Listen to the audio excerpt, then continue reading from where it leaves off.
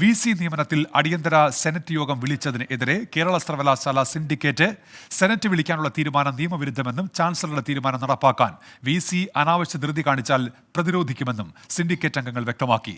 സർവകലാശാല പ്രതിനിധിയെ തീരുമാനിക്കാൻ ഈ മാസം 16-നാണ് വൈസ് ചാൻസലർ അടിയന്തര സെനറ്റ് യോഗം വിളിച്ചത്. VA ഗിരീഷ് തിരുവനന്തപുരത്ത് നിന്ന്. ഗിരീഷ്, നേരത്തെ തന്നെ അവിടെ ഒരു തർക്കമുണ്ട്, ഇപ്പോൾ അത് വീണ്ടും ഈ വിഷയത്തിലല്ലേ? ഉന്മേഷ, VCയും സിൻഡിക്കേറ്റും തമ്മിലുള്ള തർക്കം കൂടുതൽ രൂക്ഷമാകുകയാണ് കേരള സർവകലാശാലയിൽ.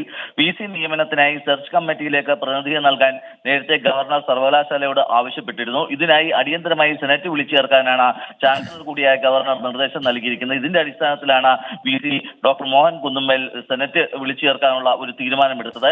ഇതിനെതിരെയാണ് ഇപ്പോൾ സിൻഡിക്കേറ്റ് അംഗങ്ങൾ രംഗത്ത് വന്നിരിക്കുന്നത്. ഈ ഉത്തരവ് നിയമവിരുദ്ധമാണ്, അതുകൊണ്ട് കേരള സർവകലാശാലയിൽ ഇത് നടപ്പാക്കരുത് എന്നാണ് സിൻഡിക്കേറ്റ് അംഗങ്ങളുടെ ആവശ്യം. ചാൻസലറുടെ തീരുമാനത്തിനെതിരെ ശക്തമായ നിലപാട് സ്വീകരിക്കും. അതോടൊപ്പം സെനറ്റ് വിളിക്കുന്നത് നിയമപരമല്ലെന്ന രജിസ്ട്രാറുടെ നിലപാട് മുഖവിലക്കെടുക്കണം.